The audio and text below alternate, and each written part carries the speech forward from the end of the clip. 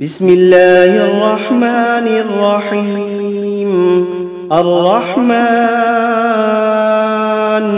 علم القرآن، خلق الإنسان علمه البيان.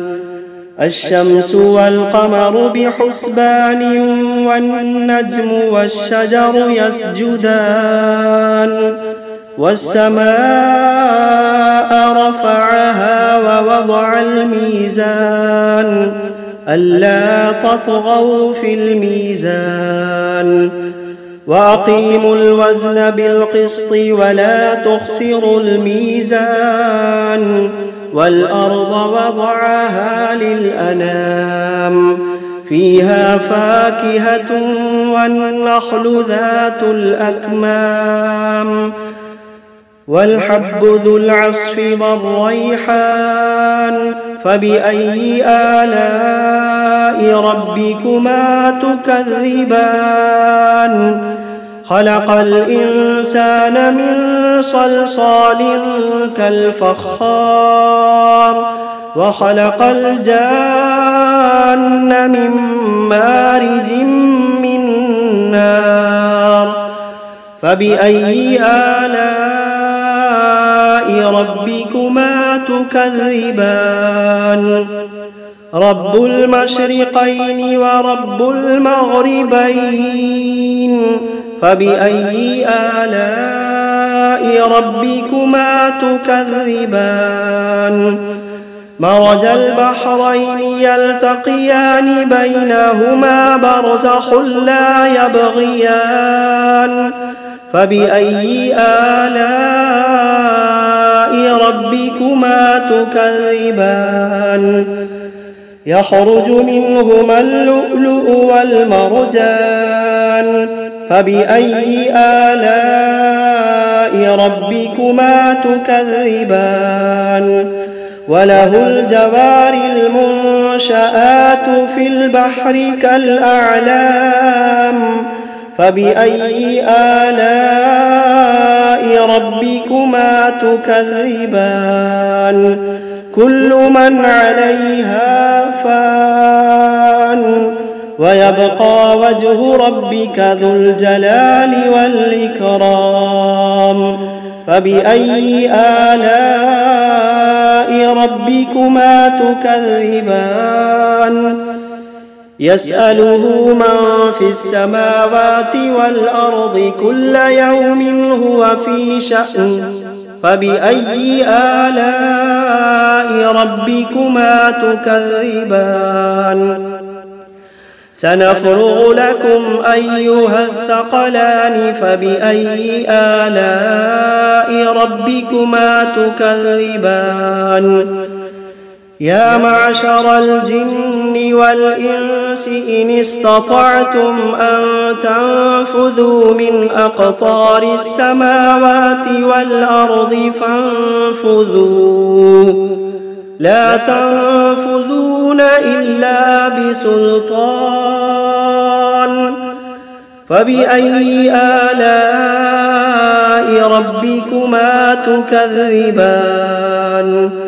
يرسل عليكما شواظ من نار ونحاس فلا تنتصران. فبأي آلاء ربكما تكذبان. فإذا انشقت السماء فكانت وردة كالدهان. فبأي آلاء ربكما تكذبان. فيومئذ لا يسأل عن ذنبه إنس ولا جان. فبأي آلاء ربكما تكذبان. يعرف المجرمون بسيماهم، فيؤخذ بالنواصي والأقدام. فبأي آلاء ربكما تكذبان.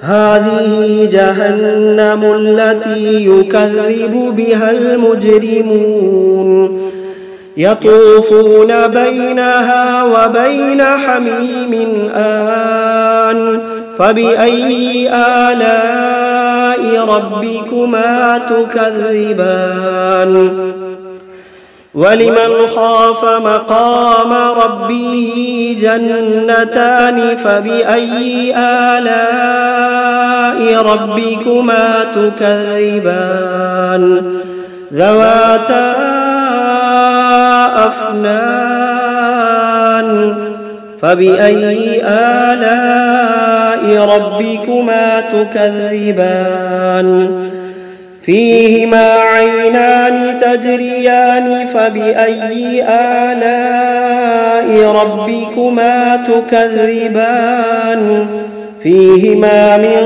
كل فاكهة زوجان فبأي آلاء ربكما تكذبان متكئين على فرش بطائنها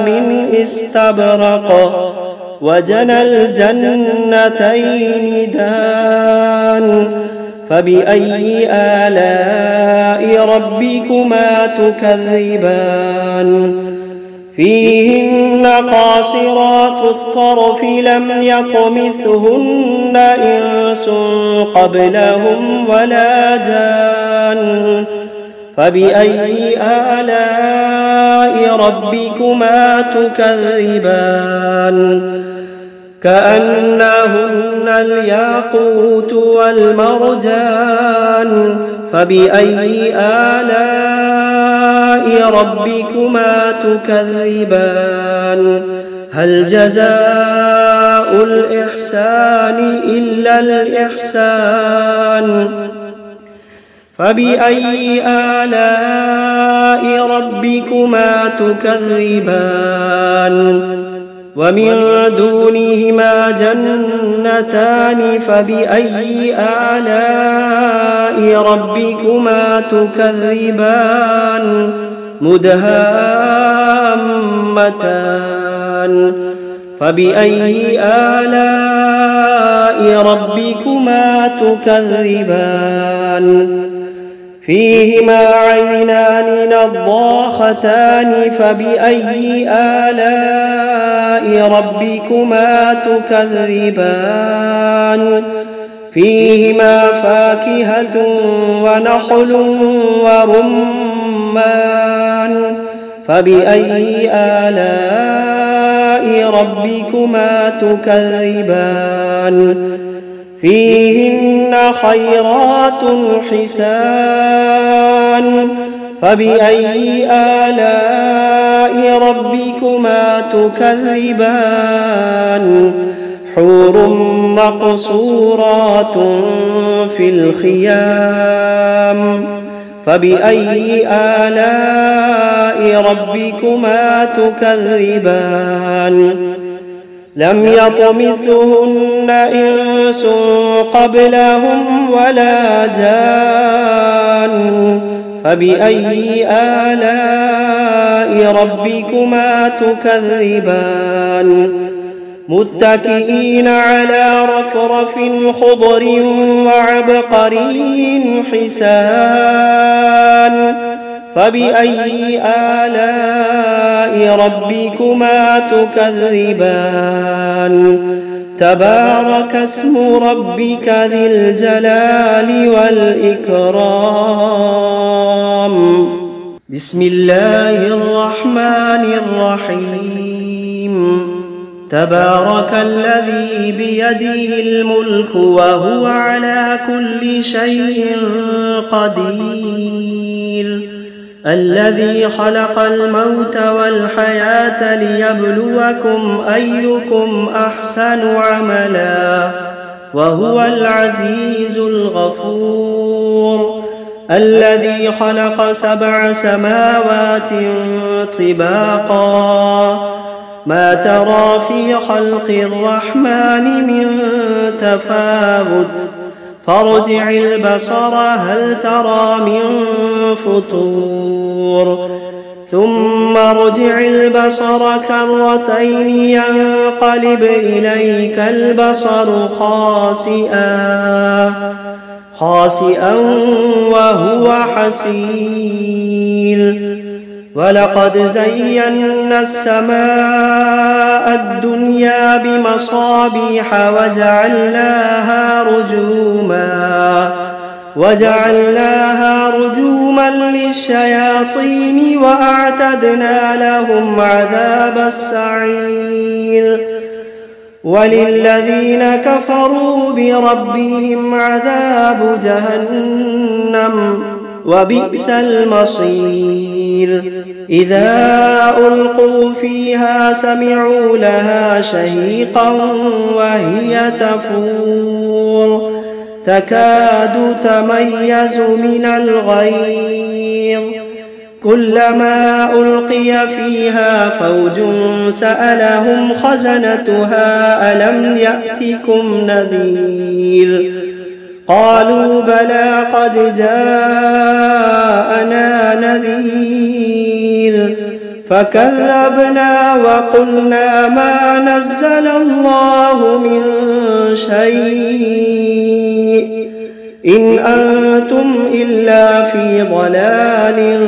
كبير وقالوا لو كنا نسمع أو نعقل ما كنا في أصحاب السعير فاعترفوا بذنبهم فسحقا لأصحاب السعير إن الذين يخشون ربهم بالغيب لهم مغفرة وأجر كبير وأسروا قولكم أو اجهروا به إنه عليم بذات الصدور ألا يعلم من خلق وهو اللطيف الخبير ألا يعلم من خلق وهو اللطيف الخبير هو الذي جعل لكم الأرض ذلولا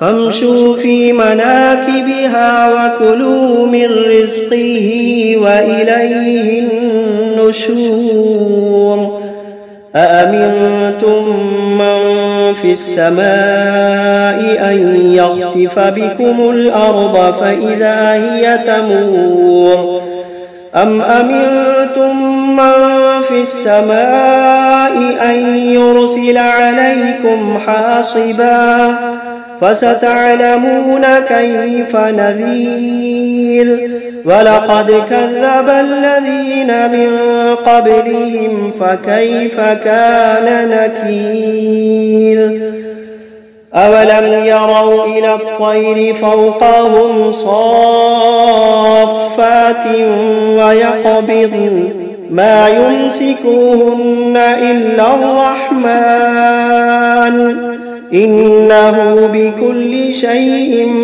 بصير أمن هذا الذي هو جند لكم ينصركم من دون الرحمن إن الكافرون إلا في غرور أمن هذا الذي يرزقكم إن أمسك رزقه بل لجوا في عتب ونفور أفمن يمشي مكبا على وجهه أهدى أمن يمشي سويا على صراط مستقيم قل هو الذي أنشأكم وجعل لكم السمع والأبصار والأفئدة قليلا ما تشكرون قل هو الذي ذرأكم في الأرض وإليه تحشرون ويقولون متى هذا الوعد إن كنتم كنتم صادقين قل إنما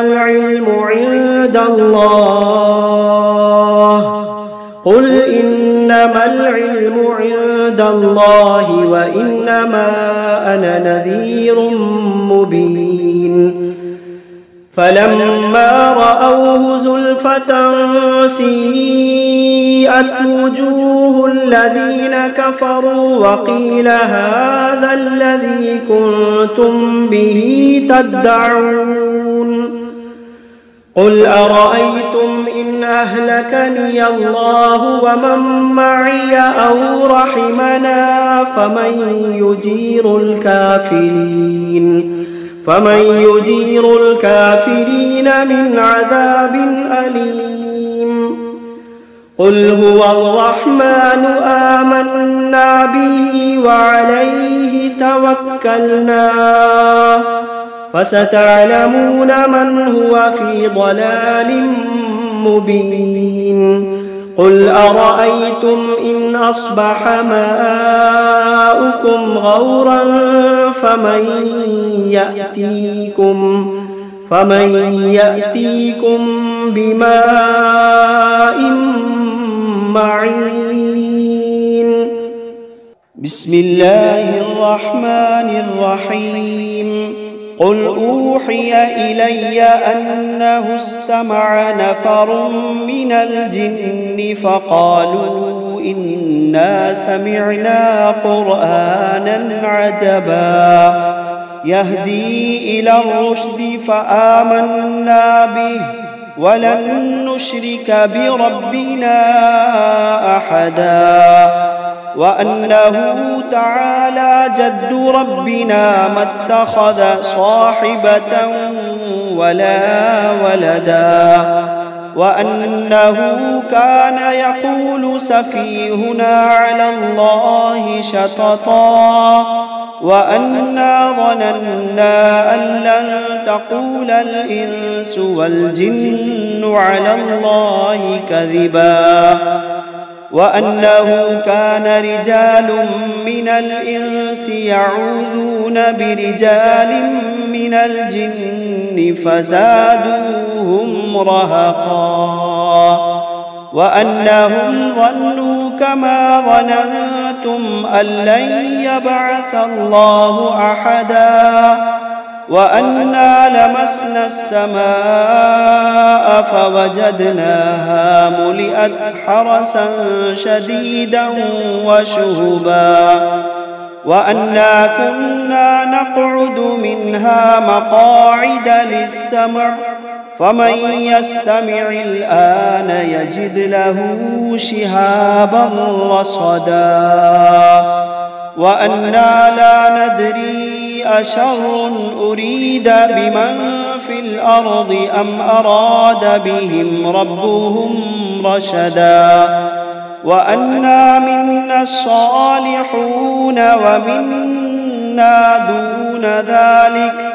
كنا طرائق قددا وأنا ظننا أن لن نعجز الله في الأرض ولن نعجزه هربا وأنا لما سمعنا الهدى آمنا به فمن يؤمن بربه فلا يخاف بخسا ولا رهقا وأنا منا المسلمون ومنا القاسطون فمن أسلم فأولئك تحروا رشدا وأما القاسطون فكانوا لجهنم حطبا وأن لم استقاموا على الطريقة لأسقيناهم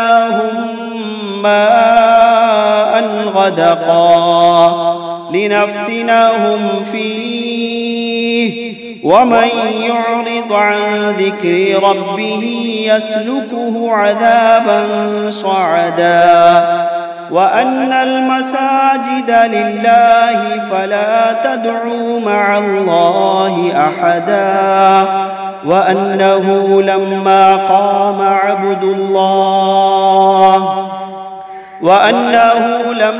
قام عبد الله يدعوه كادوا يكونون عليه لبدا. قل إنما أدعو ربي ولا أشرك به أحدا. قل إني لا أملك لكم ضرا ولا رشدا. قل إني لا أملك لكم ضرا ولا رشدا. قل إني لن يجيرني من الله أحد.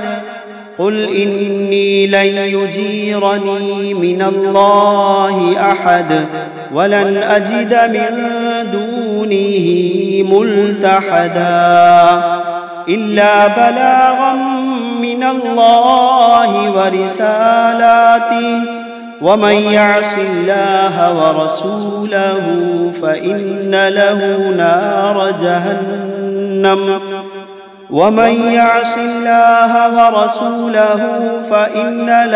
نار جهنم خالدين فيها أبدا.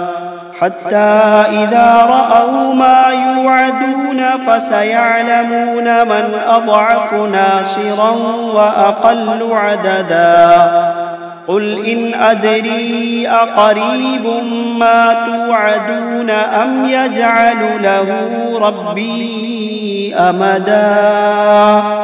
عالم الغيب فلا يظهر على غيبه أحدا إلا من ارتضى من رسول فإنه يسلك من بين يديه ومن خلفه رصدا ليعلم أن قد أبلغوا رسالات ربهم وأحاط بما لديهم وأحصى كل شيء عددا.